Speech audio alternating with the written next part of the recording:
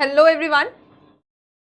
तो एक बहुत ही महत्वपूर्ण और सबसे ज़्यादा परेशान करने वाला सवाल, क्या अपने तैयारी के लिए यानी कि 70th बीपीएससी और 71st बीपीएससी के लिए एनसीईआरटी पढ़ना ज़रूरी है?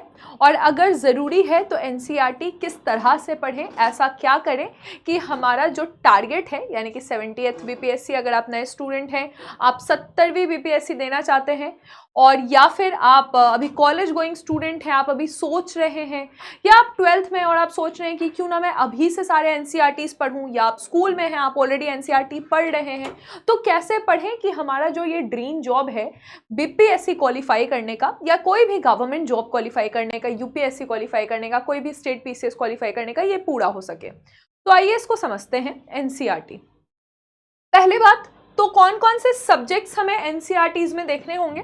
देखिए, सारे लोगों ने 6 से लेकर 10 तक तो पढ़ा ही होगा सारे एनसीईआरटीज। 6 से लेकर 10 तक आपने सारे एनसीईआरटीज पढ़े होंगे। उसके बाद जब आपने साइंस लिया होगा तो आपने 11th-12th में साइंस पढ़ा होगा, या फिर आपने कॉमर्स लिया होगा तो आपने इकोनॉमिक्स पढ़ा होगा, और कॉमर्स में तो एक ही एनसीईआरटी का सब्जेक्ट है, राइट। और उसके बाद अगर आपने लिया होगा आर्ट्स, तो आर्ट्स में तो आपने ज्योग्राफी पढ़ लिया, पॉलिटी पढ़ लिया, आपने इकोनॉमिक्स भी कहीं कहीं इकोनॉमिक्स लेते हैं, या हिस्ट्री पढ़ लिया होगा, राइट। तो कुछ कुछ काम तो आपने किया होगा, यानी कि ऐसा नहीं कि एनसीईआरटी से पहली बार आपका संबंध हो रहा है, आप एनसीईआरटी पहले भी पढ़ चुके हैं। या अगर आप आईसीएसई स्कूल से हैं, आईसीएसई बोर्ड के हैं, तो शायद आपने एनसीईआरटीज नहीं पढ़ी होंगी। लेकिन पहला क्वेश्चन जो हमारा अराइज होता है कि क्या एनसीईआरटी पढ़ना है, फर्स्ट क्वेश्चन, तो बिल्कुल हाँ, एनसीईआरटी पढ़ना है। इसमें कोई दो मत नहीं है, दो राय नहीं है। फाइन, तो ये चीज़ क्लियर हो गई। अब बात है कि एनसीईआरटी कैसे पढ़ना है, तो हम आपको एक झलक दिखाते हैं। अगर हम ज्योग्राफी की बात करें तो देखिए, ज्योग्राफी में ये क्लास 6 की एनसीईआरटी है। यहां पे भी चैप्टर है earth, the earth in the solar system, ठीक है, अर्थ है यहाँ पे। उसके बाद हम अगर 7th की बात करें, ये एनसीईआरटी 7th है, तो इनसाइड आर अर्थ, यहाँ पे भी ये चैप्टर है, ठीक है। उसके बाद अगर हम यहाँ पे देखिए 8th में ये नहीं है चैप्टर, क्योंकि नेचुरल वेजिटेशन के बारे में ज़्यादा है। फिर अगर हम 9th की बात करें तो 9th में यहाँ पे ये चैप्टर नहीं है, 10th में नहीं है, लेकिन फिर 11th में जाकर द अर्थ को लेकर ये पूरा चैप्टर आपका है। तो एक तो तरीका आपको पहले क्या विकसित करना पड़ेगा, पहले आपको क्या समझना पड़ेगा। इसी तरह से अगर हम नेचुरल वेजिटेशन की भी बात करेंगे तो यहाँ पे आप देखिएगा, नेचुरल वेजिटेशन की अगर हम बात कर रहे हैं तो 7th में, क्लास 6 में नेचुरल वेजिटेशन आपको दिख रहा है। उसके बाद आप देखेंगे 8th में तो पूरा बुक ही इस पर डिपेंडेंट है, और खासकर आपको चैप्टर 2 में नेचुरल वेजिटेशन दिख रहा है। उसी के बाद फिर आप आगे भी देखिएगा, इवन आपको 11th में भी आर लाइफ ऑन अर्थ, ठीक है, यहाँ पे नेचुरल वेजिटेशन यानी कि बायोज्योग्राफी आपको दिखेगा। तो यहाँ पे हमको पहले क्या समझना होगा, पहले हमको ये समझना होगा कि फर्स्ट क्वेश्चन है कि एनसीईआरटी पढ़ना है कि नहीं पढ़ना है। एनसीईआरटी का अगर हम अच्छे से कंसेप्ट डेवलप कर लेते हैं, फुल फ्लेजेड कंसेप्ट डेवलप कर लेते हैं, और साथ ही साथ हम न्यूज़पेपर को इससे थोड़ा सा टैग कर दें, यानी कि न्यूज़पेपर में जो चीज़ें आ रही हैं, तो क्या हमारा पूरा, खासकर अगर हम प्रीलिम्स की बात करेंगे, तो क्या हमारा पूरा का पूरा सिलेबस कंप्लीट हो जाएगा, या पूरा हमारा तैयारी कंप्लीट हो जाएगा? तो बिल्कुल आपकी तैयारी कंप्लीट हो जाएगी, इसमें अभी भी आपको कोई डाउट नहीं होना चाहिए। अब बात है कि एनसीईआरटी पढ़ना कैसे है, ठीक है। तो हम पहले बात कर रहे हैं कि अगर आप जैसे कि एकदम ही न्यू स्टूडेंट हैं, जिन लोगों ने पढ़ रखा है उनके लिए तो बहुत अच्छा है, लेकिन जो अगर आप नए स्टूडेंट हैं और आप अभी सोच रहे हैं कि 70 या 71st हम बीपीएससी क्वालिफाई करना चाहते हैं और फर्स्ट ही अटेम्प्ट में क्वालिफाई करना चाहते हैं, तो एनसीईआरटी को पढ़ने के लिए सबसे पहले आप क्या करें कि इसकी फर्स्ट रीडिंग दें, ठीक है। अब फर्स्ट रीडिंग में पहले आपको क्या करना पड़ेगा कि आपको कोई नोट्स वगैरह नहीं बनाने हैं, ठीक है, आपको कोई नोट्स नहीं बनाना है। आप कभी भी ये मत सोचिए कि अच्छा, जैसे अभी मैंने आपको एग्जांपल दिया कि अर्थ इसमें है तो अर्थ जो है फिर इसमें अर्थ पढ़ ले, वैसे नहीं करना है। अभी फर्स्ट आपको पहले फर्स्ट रीडिंग देना है, ठीक है। अब फर्स्ट रीडिंग जब आप दीजिएगा, इसमें कुछ भी नहीं कर रहे हैं, आप रीडिंग दे रहे हैं, इसमें थोड़ा सा टाइम लगेगा, लेकिन क्योंकि अब आप थोड़े हायर क्लास में हैं तो आपको 6, 7, 8 में शायद उतना टाइम ना लगे, 9, 10th में आपको थोड़ा बहुत टाइम लगे, और 11, 12th जो एनसीईआरटी आप पढ़ रहे हैं ये आपको साइंस के लिए नहीं पढ़ना है, ठीक है। तो 11, 12th आपको सिर्फ जो हमारा सब्जेक्ट है ज्योग्राफी, हिस्ट्री, पॉलिटी, ठीक है, और इकोनॉमिक्स में थोड़ा सा आपको पढ़ना पड़ेगा, तो इकोनॉमिक्स आपको पढ़ना है। क्लियर है? और यहां तक हमको क्या पढ़ना है, यहां तक वो सारे सब्जेक्ट के साथ हमको साइंस भी पढ़ना है, यानी कि आपको 11, 12th में साइंस नहीं पढ़ना है, बस ये आप समझ लीजिए।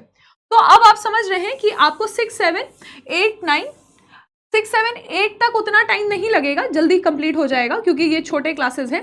9, 10 में थोड़ा टाइम लग सकता है और 11, 12 आप थोड़ा सा सीरियसली पढ़ेंगे, ठीक है। तो फर्स्ट रीडिंग आप दीजिए बिल्कुल ही एकदम नए तरीके से, आप नए हैं तो आपको लगेगा कि एकदम न्यू तरीके से आप रीडिंग दीजिए, ठीक है। अब क्या है, अब आपको अंदाजा मिल गया कि कहाँ पे किस बुक में किस चैप्टर में क्या मेंशन किया हुआ है। जैसे अब जो मैंने आपको एग्जांपल दिया, जैसे आप जब 6 में पढ़ रहे हैं तो अर्थ पढ़ रहे हैं, फिर आप 11th में भी पढ़ रहे हैं तो भी आप इनसाइड अर्थ पढ़ रहे हैं या नेचुरल वेजिटेशन आप पढ़ रहे हैं, तो अब आपको वो जो कनेक्टिंग डॉट्स है वो आप खुद से कीजिए, ठीक है। ये कनेक्टिंग डॉट्स जो है वो आपको खुद से पता चलने लगेगा कि कहाँ कहाँ ये कनेक्ट हो रहा है। मैं उन स्टूडेंट्स की बात कर रही हूँ जो अभी सेल्फ स्टडी करना चाह रहे हैं, ठीक है, जो सेल्फ स्टडी करना चाह रहे हैं। अगर आपको और हेल्प चाहिए तो वो उसके लिए भी बात की जाएगी, लेकिन सेल्फ स्टडी जो करना चाह रहे हैं उनको पहले फर्स्ट रीडिंग में ये आइडिया मिल जाएगा। नोट्स अभी हम नहीं बना रहे हैं। अब क्या है कि अब जब अंदाजा आ गया तो अब हम क्या करेंगे कि जैसे आपका फर्स्ट रीडिंग कंप्लीट होता है तो इसके 3-4 दिन बाद, ठीक है, ज़्यादा दिन का गैप नहीं लेंगे, हम सेकंड रीडिंग स्टार्ट करेंगे। अभी हम एनसीईआरटी पे क्यों फोकस करें, क्योंकि अभी हमारे एग्जाम में टाइम है, तो हम सेकंड रीडिंग स्टार्ट करेंगे। अब सेकंड रीडिंग में क्योंकि आपके पास आइडियाज़ हैं और ऑलरेडी आपको जो जिस चीज़ से आप बिल्कुल भी अवगत नहीं थे, जिस चीज़ से आपको बिल्कुल भी कोई आइडिया ही नहीं था कि कोई वर्ड ऐसे सबडक्शन जैसा भी कोई शब्द होता है या अब्रेशन जैसा कोई शब्द होता है, वो क्या होता है, यानी अब आप एक्विंटेड हो गए हैं, अब आप सारे वर्ड आप जानने लगे हैं, डेफिनेशन।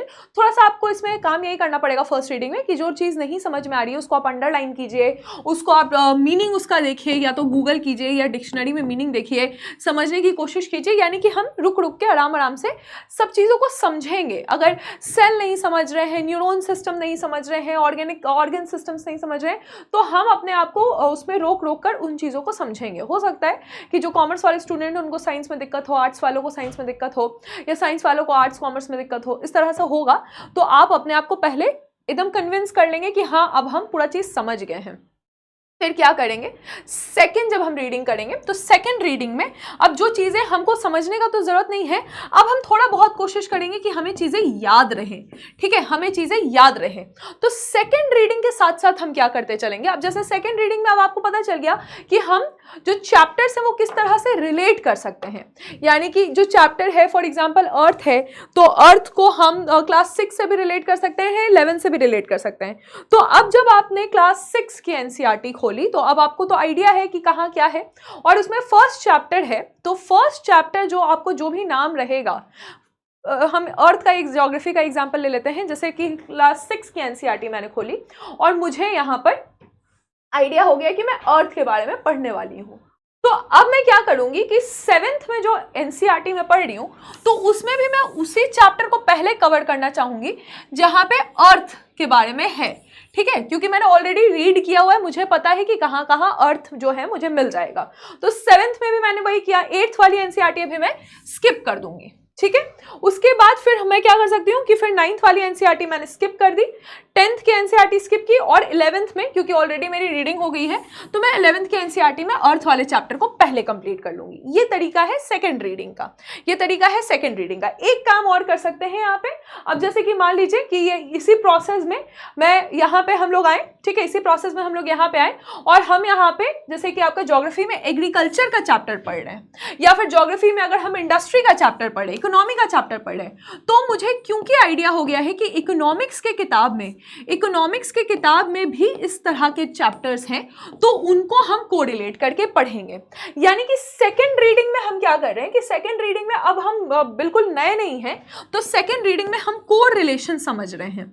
देखिए यही पूरा मेन जो आपका तैयारी है इसी पे आधारित है, कोरिलेशन समझना। क्योंकि अब क्वेश्चंस भी ऐसे हैं कि हाइब्रिड नेचर के, आप ऐसे नहीं बोल सकते कि सिर्फ ज्योग्राफी के क्वेश्चंस हैं, सिर्फ इकोनॉमिक के क्वेश्चन हैं, तो क्वेश्चन भी थोड़ा बहुत आपको अटैच करके दिए जाएंगे। तो अब आप कोरिलेशन समझेंगे, चैप्टर और चैप्टर में तो कोरिलेशन आप समझेंगे ही, चैप्टर और चैप्टर में आप सब्जेक्ट और सब्जेक्ट में भी कोरिलेशन समझेंगे।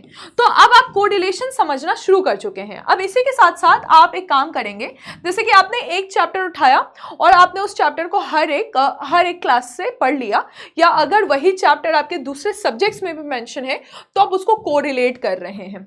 इसी के साथ जो सेकंड रीडिंग, फर्स्ट रीडिंग तो हमने बिल्कुल अपने तैयारी के लिए किया है। अगर फर्स्ट रीडिंग में आपको बहुत ज़्यादा दिक्कत होती है तो उसके लिए आप एक काम कर सकते हैं कि फर्स्ट रीडिंग के साथ साथ, ऐसे तो हर जगह ही है, हमारे चैनल बीपीएससी वाला पे भी क्या है कि आपको मिल जाएगा एनसीईआरटी के वीडियोस, ठीक है, चाहे वो ज्योग्राफी के हो, हिस्ट्री के हो, पॉलिटी के हो, सारे आपको एनसीईआरटी के वीडियोस मिल जाएंगे। तो अगर आपको कभी भी लगेगा कि मुझे फर्स्ट रीडिंग में ही दिक्कत है, उन बच्चों को, ऐसा तो हमेशा सेल्फ स्टडी बेस्ट होता है, कुछ लोग तो कोर्स वगैरह में भी चले जाते हैं, तो आप वो भी देख सकते हैं अगर आपको बहुत ज़्यादा दिक्कत हो रही है कि कोई समझा दे बैठा के।